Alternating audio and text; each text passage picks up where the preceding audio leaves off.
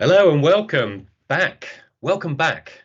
Henry Weston has been on a hiatus for about a week and a half while we've had half term and school holidays and just a general break from recording. So I'm Phil Walton hosting this episode along with all the other episodes, and Stu Butler is here with us. Hi, Stu. Hello, Phil. Good to see you again, mate. And you. You keep it well?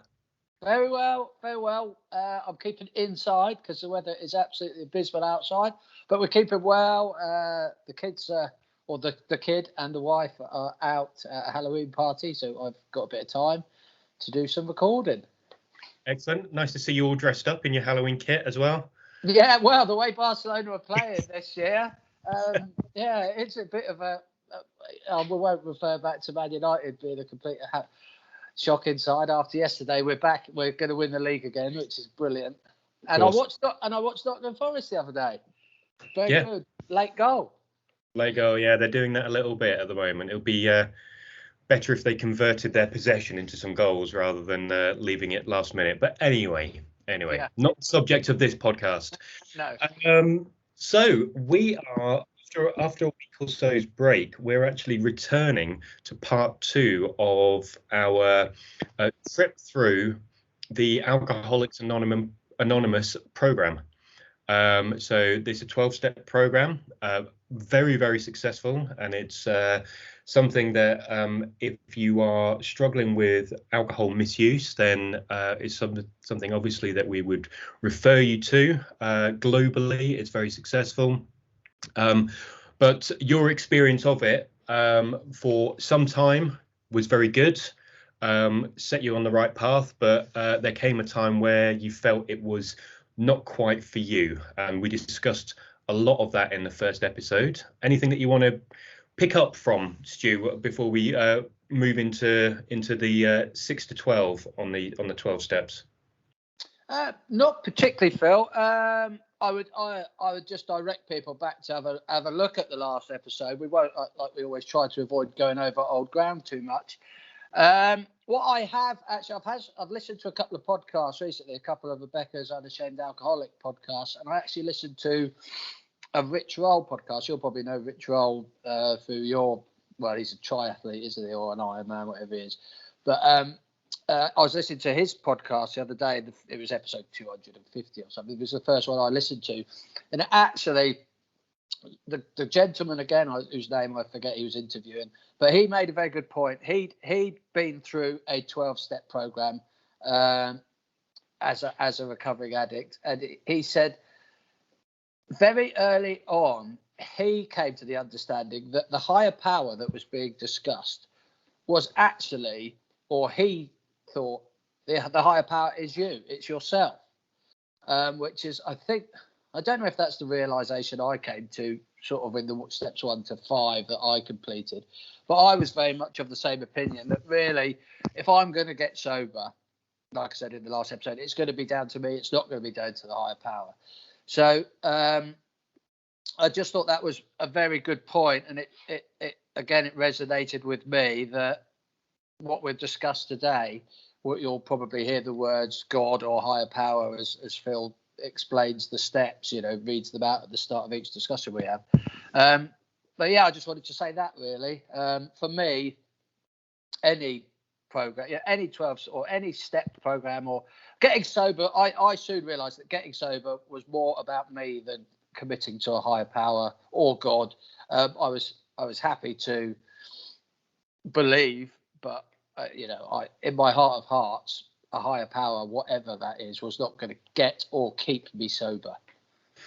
Yeah, exactly. And I think that realization that that you described in the last episode had a true kind of a comical or had a humorous tinge to it, where you and your sponsor were about to, kneeling in your front room, which was quite small, so it's quite cozy. And knowing you as I do, and you can only fake it for so long. And I think actually being authentic in your recovery is as important as the recovery itself. So that's where you kind of stepped off the 12-step program at step 5. Yeah. it wasn't in my head. It wasn't fair to waste my sponsor's time.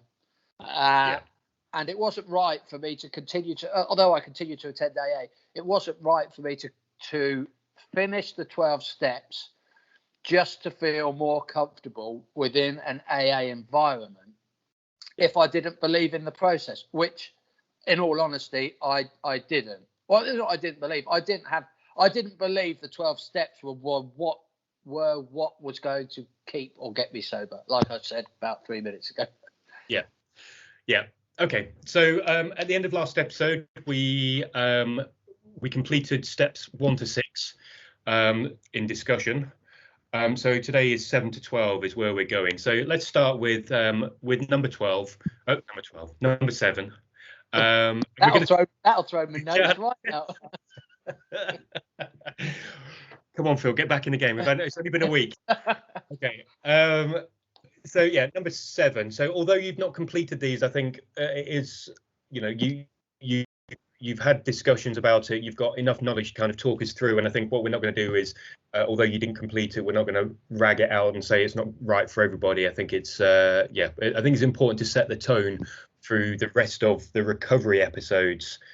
So that's why we're here. So number 7, humbly ask him.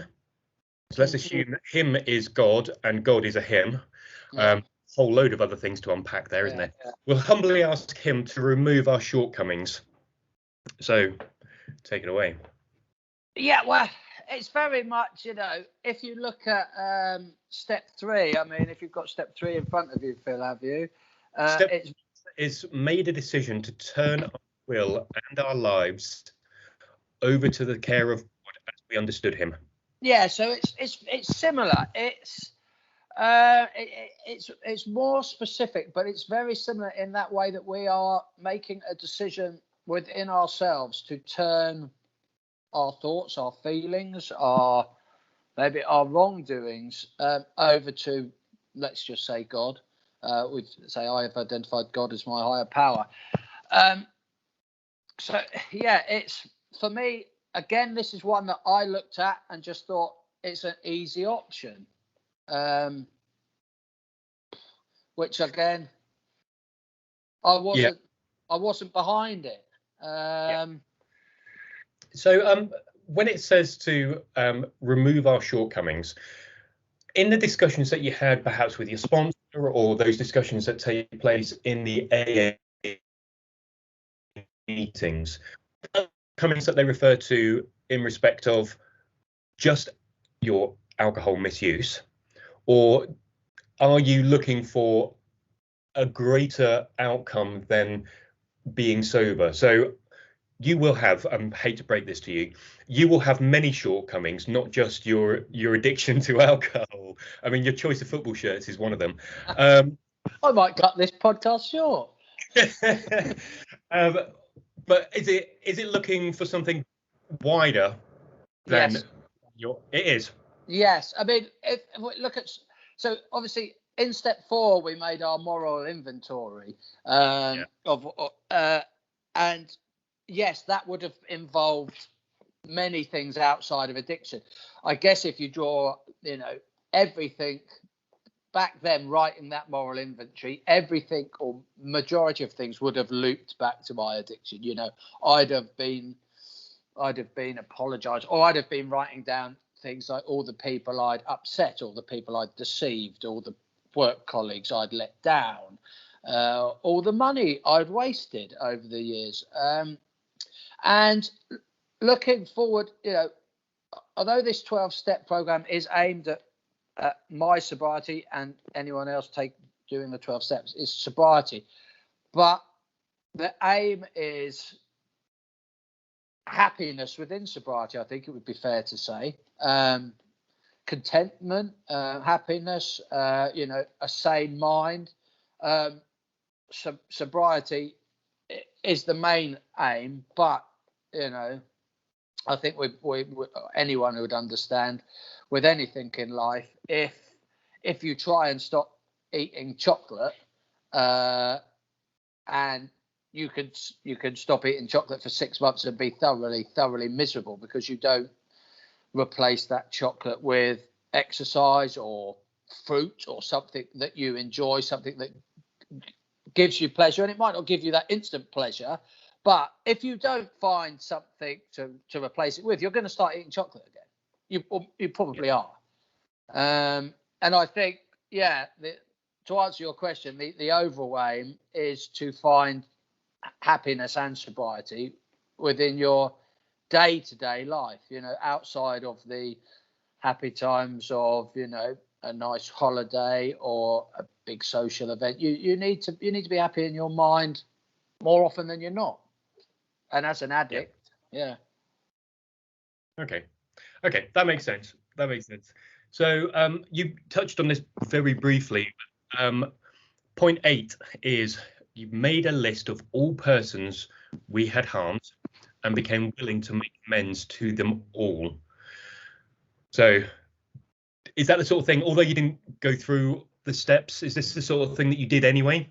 Yeah, so this was actually a good one, and probably something that we might all be I think everyone probably has a cause for at some point in their lives.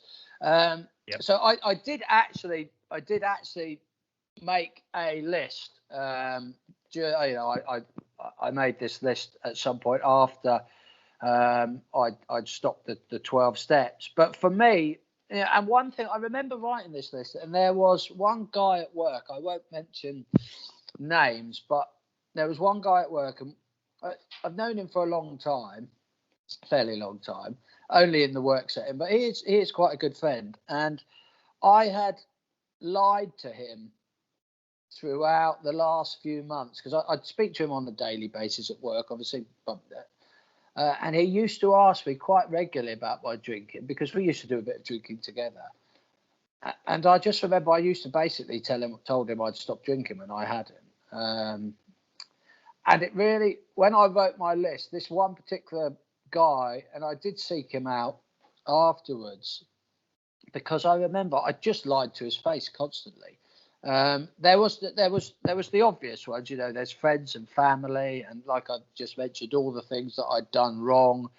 But sort of, I may, that crops up naturally in those initial months after I started my road on recovery. People would visit and we'd have a chat, and I'd offer an apology, and oh no, and then you don't need to apologize, and that's the sort of the awkward moment when a lot of people want to almost apologize to me for not helping. So that always sort of upset me a bit, because as we've said before, no one could have helped until I was ready to ask, and that happened when it happened. So I did make a list. Well, I didn't really need to make much of a list. It was, I knew in my head who I had to, amends, and a lot of it was just down to the lying, really, because that's what upset me the most. The drinking behind closed doors, or drinking when I had a weekend to myself, was completely wrong. But I wasn't, is it fair to say I wasn't doing anyone but myself harm in those times? I was doing my wife and child harm, because when they came home from wherever they were, I was in a right old mess.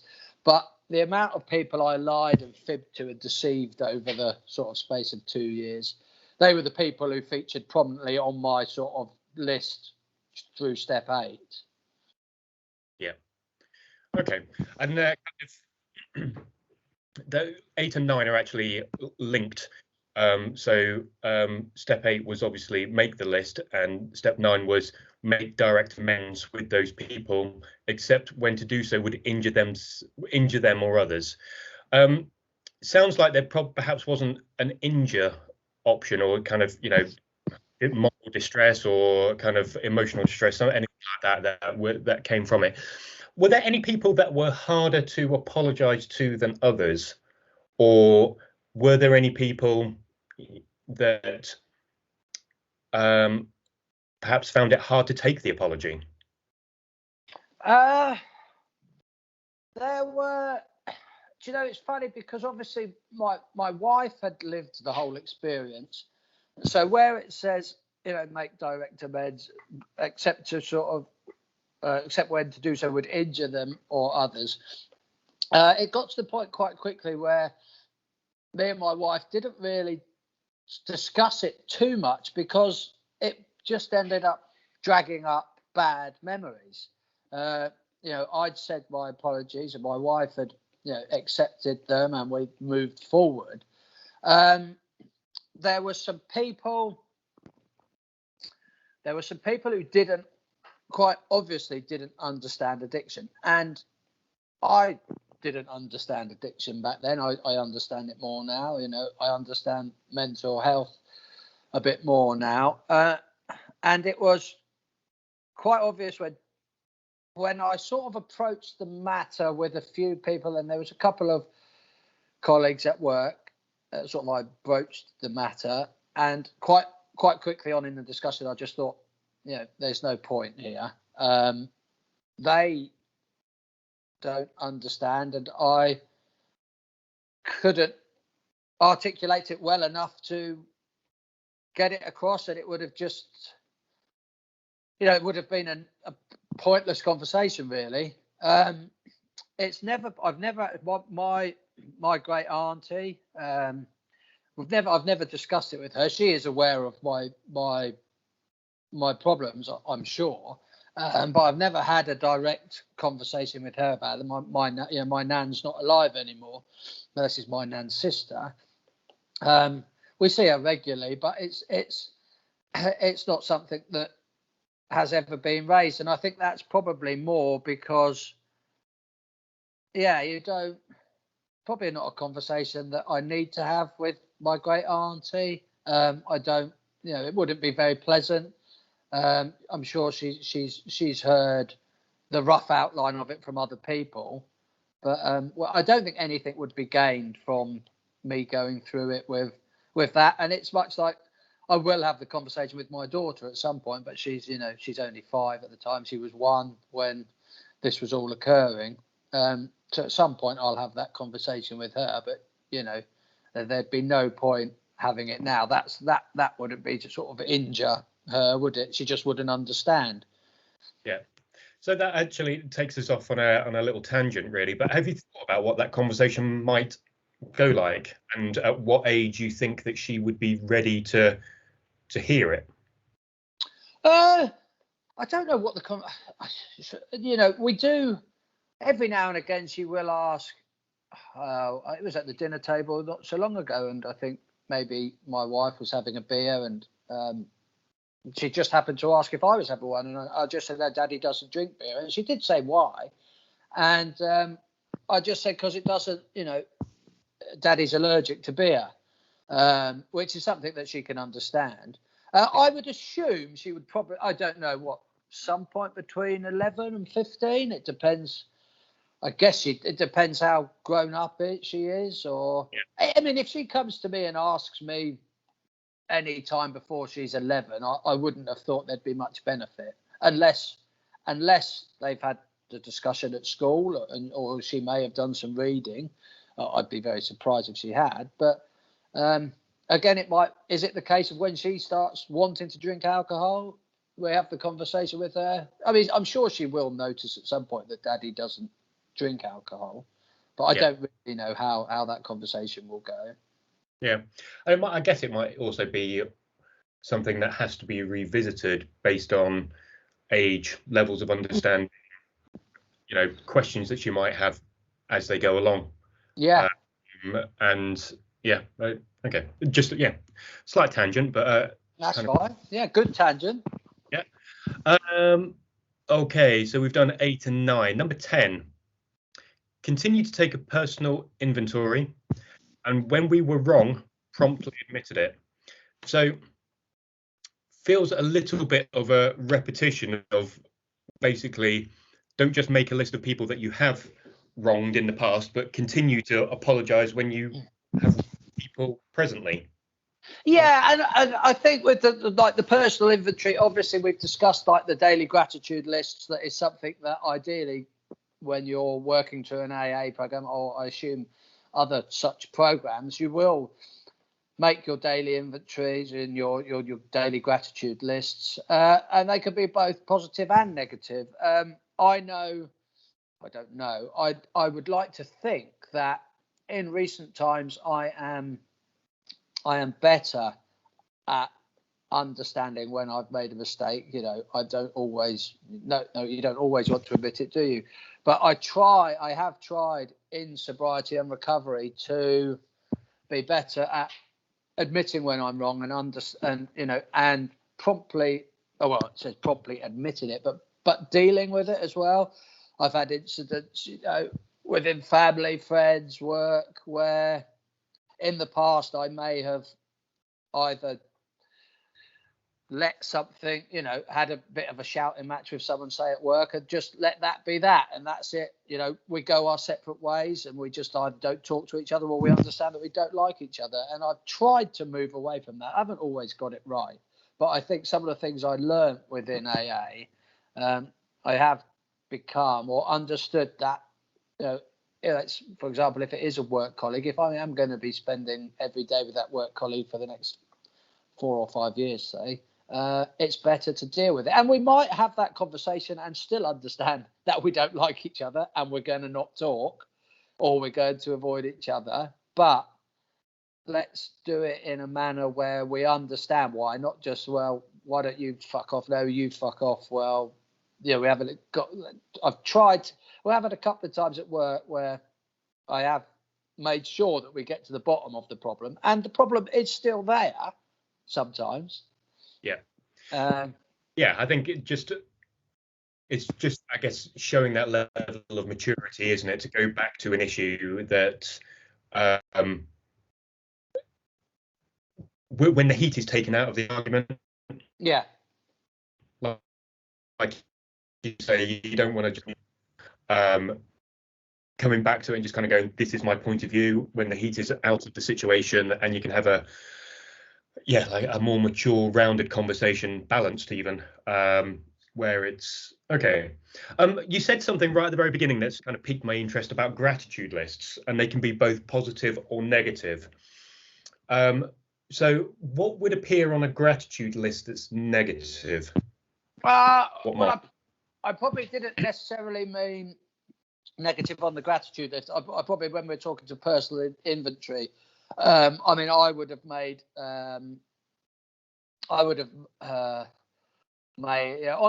with regards to the gratitude list, that would always be positive, really. But with personal inventory, I remember early on in sobriety, I did write, and it was basically, I found myself writing a lot of my negative thoughts down. And there would have been times early on in sobriety when I did make mistakes. My temper got the better of me or something. But a lot of the times, dishonesty, I was still being dishonest. And it's a funny thing to say, because I was being dishonest with regards to not being dishonest as to deceive people. I just wasn't. I remember a lot of the time I wasn't honest with people about the state of my mental health when I was really struggling. A lot of the times in probably the first 2 or 3 years, and I wouldn't say anything because I felt that either people didn't want to listen because, it's Stu again, here he goes again, he's having another downer, or I felt that I was protecting people. So I remember I'd write that down and not do anything about it, which wasn't very clever. And then sort of 2 months down the line, my wife would say, what's the problem? And I'd end up telling her, I've been struggling for weeks. Why didn't you say anything? Well, I didn't think I could, or I didn't want to, or I thought it was better not to say anything. Yeah. So that was, I remember writing a lot of those things down. And I think that's probably what the blog evolved to eventually in 2020, 2021 now, aren't we? So that started on the 1st of this year. I think that's probably what the blog evolved into eventually. Yeah, no, absolutely. Okay, that makes sense. Okay, we're on to point 11, and we are returning to God. So sought through prayer and meditation to improve our conscious contact with God as we understood him or her, praying only for knowledge of his or her will for us and the power to carry that out. So that doesn't help the fact that I've been taking the piss with him and her, but there's quite a lot in that as well. Sought through prayer and meditation to improve our conscious contact with God as we understood him. Stop there. Yeah. I haven't got much to say on this one, to be honest, mate. Okay. It's spiritual, isn't it? Yeah, prayer and meditation. I know it's something I couldn't get into. My sponsor, actually, he was big on meditation. He directed me towards the Calm app that you could get on the iPhone, and I did try it out, but I don't know. I assume probably because I wasn't fully committed to it in my head. Again, I just couldn't get my head in the right place to meditate and to pray because I decided, and we keep going back to it, I didn't want to pray to God to keep me sober. I wanted to find a way of Stuart keeping himself sober while maintaining, a positive outlook on life, trying to be a good dad, husband, friend, son, work colleague. And to me, coming home or getting out of bed 5 minutes early and praying to have a good day, and then getting 5 minutes before bed praying for that I'd had a good day, I just didn't see that wasn't the reason why I was going to have a good day, or I had a good day. And then what if I'd had a bad day, a real shit day, and then I prayed to God for, to tomorrow's going to be better? Well, God wasn't going to do that. Stuart was going to do that. Yeah. I think. Yeah, no, I agree. I think I think we're probably on the same sort of page when it comes to the action of prayer in this and other points. I mean, there has been a lot that's come from meditation over the years. In the last couple of years, you mentioned the Calm app, Headspace has got a lot of traction as well. And I guess if you are somebody who is prone to having a busy mind that mulls things over, meditation has been shown to be very, very helpful in calming that, and just good practice of getting into a space where you're not thinking I want another drink or mulling over that shit experience at work. So I think that there are clear benefits with those sorts of things, but like you, for me, where you mix meditation and prayer in one point without kind of explaining the positives or the virtues of why you would undertake that, kind of puts me off, really. And I've done some kind of the meditation stuff myself and see the benefits with it, although I'm not a great exponent of it. But like you say, giving thanks to God at the end of the day when I've had a terrible day, but thanking him for the strength to carry on. It's like you say, you've done that. You're the one that's carrying on. And it's the age-old argument of it, why has he made me had a shit day? Yeah.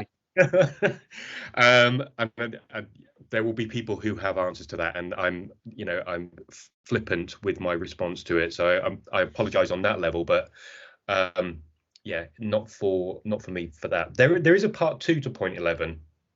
Okay. So, well, kind of a comma which comes out, which is improve our contact with God as we understood him, praying only for knowledge of his will for us and the power to carry that out. So yeah. So I mean, I've got some notes from it's at ashwoodrecovery.com in front of me that I was having to read the other day. And when we're looking at this point, it says, To be more specific, prayer means talking to our higher power, sharing our burdens, admitting our wrongs, asking for help, and expressing our gratitude. And then it goes on to say, meditation, on the other hand, means listening to the same higher power. That's something that I struggled with, because listening, whoever's going to be talking back in your head is you, really, isn't it? Putting aside our own egos and desires in order to understand what we should be doing. And I didn't understand, and I couldn't get to a point where I could work out where that was going to be coming from, Phil. Yeah. Praying for knowledge of His will is. I don't know. I don't know what. I mean, it's seeking reinforcement on some level, isn't it? But I mean, if you are reinforcing your own mind with knowledge that you have acquired from readings and learnings within AA meetings, and to me that's just you, isn't it? Or the book. I don't know. Yeah. No. Yeah. It's hard, I guess, to comment on it when absolutely not in that lane when it comes to kind of religious kind of belief, I guess. And I think it's probably, I mean, I didn't spend enough time, I didn't really do any big book studies. I have read parts of the big book. My knowledge on these last few steps and experiences is very limited. So I wouldn't want to, someone listening back who's well versed in AA, listening to me and you now, might just think, what a pair of twats. It's best they stop now. So maybe it's best we do. I can't stop until we got past number 12, mate. Oh, no, we've got to do 12, but maybe we'll just stop on that 11. Yeah. Okay. All right. Let's move on to 12 then. Having had a spiritual awakening as a result of these steps, we try to carry this message to alcoholics and to practice these principles in all our affairs. Yeah. So I think obviously what they're saying, or you will complete your steps now. 12 steps will be completed, and I guess now the job or one of your jobs is to take that message out to others. I guess it's encouraging you to become a sponsor in a sense, because obviously you can't sponsor somebody through the 12 steps till you've completed them yourselves. And again, as with all good things like this, it then reminds you to practice these principles in all our affairs, which I think is a very good point, because I have said and I have written many times that although I didn't finish my 12 steps, and although I don't attend AA meetings regularly, if at all anymore, so much that I learned in that year or so within AA has carried over to other parts of my life. Trying to sort of self-critique. Not necessarily, I don't critique my days anymore, but certainly at some point during a week or a month that I will have a little look back and think, and try and understand if something went wrong, understand why, and what I could do to, try to avoid making the same mistake again. As we always say, don't always get it right. I keep making the same silly little mistakes around the house that aggravate my wife on a weekly basis, and every week I say, make sure next blooming Wednesday or next Friday when it's bin day, make sure you put the cardboard out this week, Stuart, so my wife doesn't have to do it when I get home. And I'll put the cardboard out. I was like, fuck. But silly little things like that. So I think that there is, like you say, I think there is, although, like you say, you can't be a sponsor because you've not completed the 12 steps, and but there is, your blogs, this podcast is actually part of you carrying the message of recovery and the benefits of AA.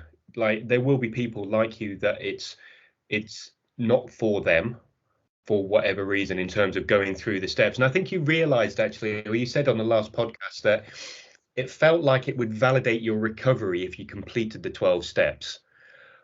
Actually, that becomes bullshit if you're just paying it lip service. And the people that go through the 12 steps and then go back to drinking, the ultimate aim of AA is to stop you drinking. Now, it sounds to me from afar is that in the acute phase of your recovery, when you had hit rock bottom and you needed somewhere to go, AA gave you a significant direction. It gave you like-minded, people in the same situation as you who were struggling, but also surrounded you with role models who can say, I've been there and I've turned it around. Is that fair to say? Yeah, definitely. It was the comfort blanket is a very easy thing to say, and it's probably a term that might seem a little bit wishy-washy, but it certainly it did. Like-minded people and people who it allowed me to meet with people and discuss openly the fact that sort of 2 or 3 months into sobriety, I remember having a good chat in the car going to a meeting, just me and another gentleman, and I was sort of explaining to him how I was very still sober and had no intention to drink. I'd almost lost that urge to drink, or I never really had that urge to drink because since I left hospital, but I wasn't happy. I was actually very unhappy, really quite unhappy. And just to hear him say, we all are, but he said, Stuart, that is so common in early recovery because you've lost your best mate. That thing that took you to wherever you wanted to go to get away from whatever troubles you had. And for me, we discussed it. It was I was struggling with being a new dad. I'd lost all direction in life. I didn't know what direction I wanted to go in, and I used to pick up the bottle to numb it. And for a huge periods of time, the alcohol made me happy, as well as taking me to a place where I had no worries, in my mental state, and just to share. And then you'd get to the meeting and you'd hear the shares about the people who'd had to try and dispose of their vodka bottles on the tube journey to work because they lived in London, and at 7 a.m. there's 10,000 people everywhere, and you just think, it's not only me. Well, it wasn't just me. And that's for me, that's what AA gave me in those early periods. And and like you say, now although I'm not an active member of AA, I still try to do my bit to share the message of recovery and sobriety. I don't do it under the guise of Alcoholics Anonymous because that would be wrong. But I think it's demonstrating that once you get out of that initial phase, there is a way out of it, and I think a way out of the addiction in terms of stopping drinking, or whatever the addiction is. But how you approach that and how you take those principles into your day-to-day life is important. Yeah, I mean, it's probably quite important. I think I've mentioned it on a podcast in recent times. It's probably important to mention here that if you are new to recovery or sobriety and you are attending AA and you're not sure, I would stick with it in the initial period. I remember very early on, I had a chat with a guy. I was sat next to a guy in an AA meeting, and he was sort of talking to me under his breath, and he actually pointed out to me. He said, Stu, there's 2 people in this room who they won't carry on their sobriety. He said, because I know for a fact that they don't follow, they're not following the book and the 12 steps correctly, and he basically condemned them to going back to drinking. And I remember thinking he was completely wrong, and I probably wasn't right to think he was wrong, but you will encounter people within any recovery program who are so down the middle or so heavily invested in the program that they won't see anything either side of it. But don't be put off if you encounter people like that. I thought I might not come to this meeting next week because I don't want to, hear that again. But I did go back, and he was very right in his belief. But I thought that's probably, something I'd have probably kept to myself. It kind of also makes you wonder if you can see two people that you don't think are going to be sober the next time you see them, or in the next month, or however long. Instead of slagging them off to the stranger next to you, why aren't you going over to them and saying, "What can I do to help?" Yeah. It's just, it's kind of, by doing that is not necessarily going with the principles of the 12 steps as you read them. Yeah. Okay. Just at the end of so I've got the AA website up, and it does say right at the end of the 12 steps, newcomers are not asked to accept or follow these 12 steps in their entirety if they feel unwilling or unable to do so. Was that a discussion that you ever had with your sponsor, that you felt unwilling or unable, or was there a discussion about, I want to do these 12 steps because of whatever reason you gave, but internally you were kind of saying it will validate my recovery if I complete the 12 steps with it and validate within the context of AA? Is that something, firstly, that you vocalized to your sponsor? And secondly, did you actually have a discussion about, is there anything in these 12 steps that you think you're not going to be able to? I don't think we did, but do you know what? To be honest, I would have read them. Obviously, I would have read them all before undertaking them, or I like to think I did. I must have done. But I think I just thought I need to get these done, and we'll just get over any hurdle as it approaches. But for me, it was very early on. Because we've got to think, I can't remember the exact date I put on it, but, I was probably, 4 or 5 months, did I say, into sobriety when I decided to undertake the steps. Yeah. So my fog was clearing. I was, my mental health was stabilizing. My physical health was stabilizing. And I was beginning to understand, that I could stay sober. And I was beginning to understand what I needed to do to maintain sobriety and happiness. So I know I don't remember ever discussing. I probably didn't even read that bit, Phil. So I don't know how you would approach that. I don't know if you can if you can miss bits out of the 12 steps. I don't really know, or not miss bits out, but I don't know if you can sort of find some workarounds. Yeah. Okay. And the conversation that you had with your sponsor when you were stepping off the 12 steps, did he try and talk you out of it? No, he wasn't surprised at all. Right. I actually did the cowardly thing. I texted him. Not ideal. It's not you, it's me. That's no, I was a bit. I don't see much of him now. He lives fairly local. I bump into him every now and again. But I was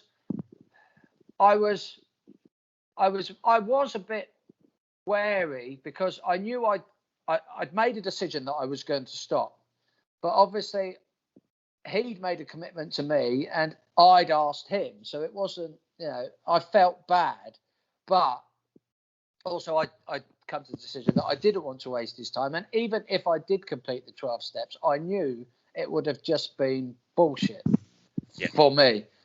Not the 12 steps of bullshit, but I wouldn't have been, and I wouldn't have continued to carry on. So for me to just say, you know, oh, I've done the blah blah blah. It sounds daft, but I have a similar approach to running a marathon now. I have no intention to run a marathon, and the amount of people who ask me, you know, they see my sort of Strava and blah blah blah. When are you going to run a marathon? I'm like, just to say I would simply run a marathon just to say, and I'm not bagging anyone who runs. I hate running, but I like running. But I have no need to be able to say I have run a marathon, much like I decided I have no need, or I didn't think, I'm not explaining this very well, running or doing the 12 steps, my heart wasn't in it. And if I steps just to have the medal at the end, like yes, that's what I'm trying to say. If I go, I could, I don't know even if I could, but I think I could probably go and run 26 miles now, 26.6 or whatever it is. But I don't need a medal at the end of it. And fair play to everyone who does. And so many people go running, they don't run for the medals, they run because it's great. But when people say to me, you know, well, are you going to run a marathon? I'm like, no. And they're like, why not? Surely you must want to. I'm like, well, no, I just going to keep doing my running, thanks. Yeah. Well, I can stick to that. That works. Like certain things in the 12 steps didn't. So I didn't think it was right or fair for me to just do step 10, 11 and 12 just to tick it off and then go into a meeting and say, oh, I'd love to sponsor someone because I've done my 12 steps. Look at me. Well done. And then I'd have become a sponsor. And I'd have been a terrible sponsor. I think I could be a reasonably good sponsor to someone in recovery away from the 12 steps of AA, but within it wouldn't have been right. And I think that was going to be a question that I wanted to kind of ask, and I kind of know the answer to it. So if we use sponsor as the official term from AA, so we'll keep away from that, but you could quite easily mentor somebody who is recovering, who perhaps doesn't align with the AA approach, because your experience is no less important or valuable because you didn't do it the AA way. We need to judge your experience on the outcome, and approaching 4 years of sobriety is success. Yeah, definitely. And I've done it. There's a Frank Sinatra song in here somewhere, but I have done it my way.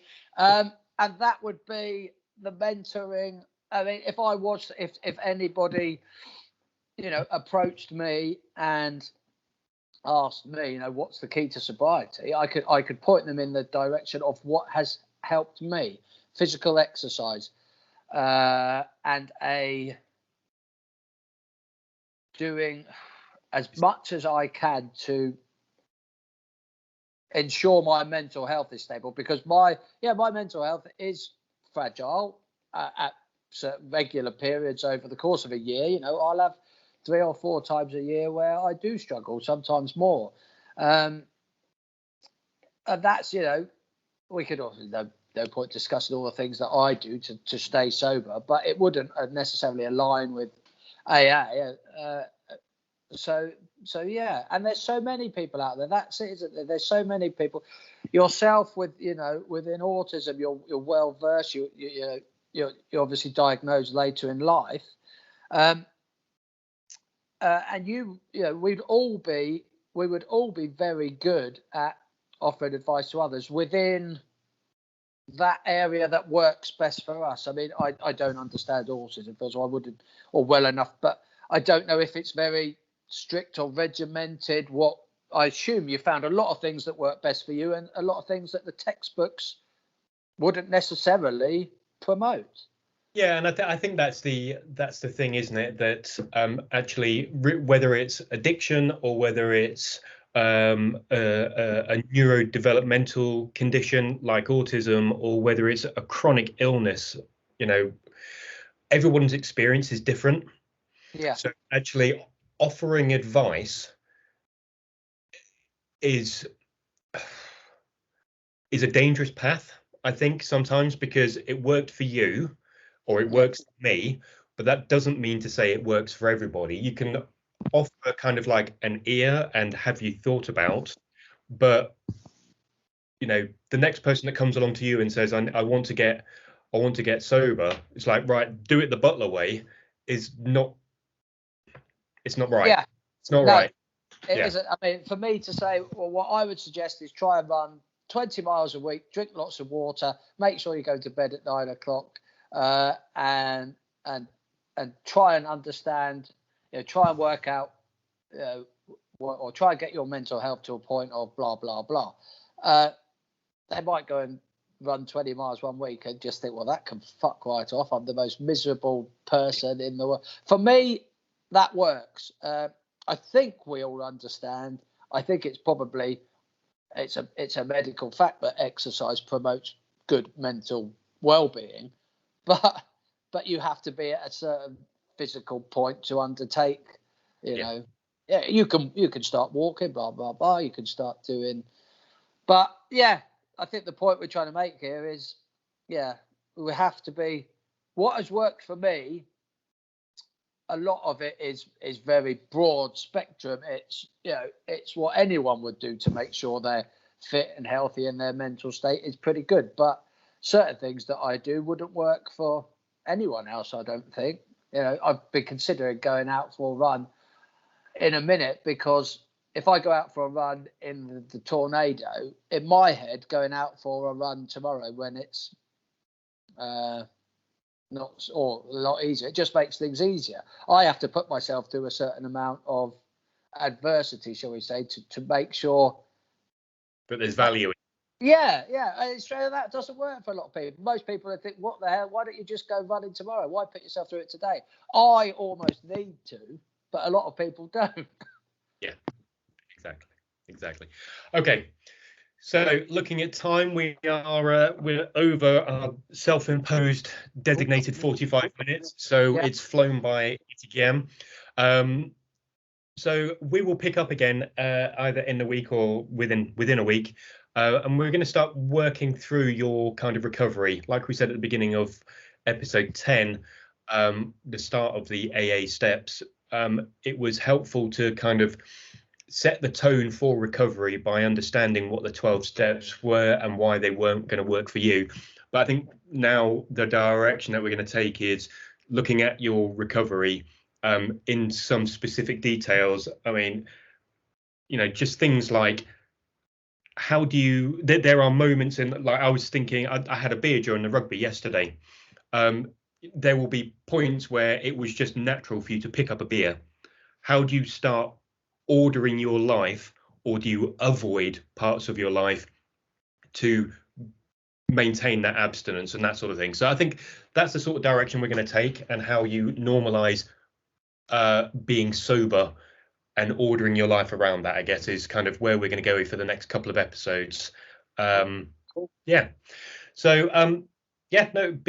a good episode. A reminder, obviously, to listeners that you can email us at hwomthepod@gmail.com. If you've got any questions or anything you want us to cover, at Stu Butts if you're on Twitter. And we're on YouTube and the podcasts and all of that sort of stuff. So give us a listen and promote this to your friends, and we will see you soon next week, hopefully. Great stuff. Look forward to it. Cheers, looking forward to it. Thanks, mate. Take care.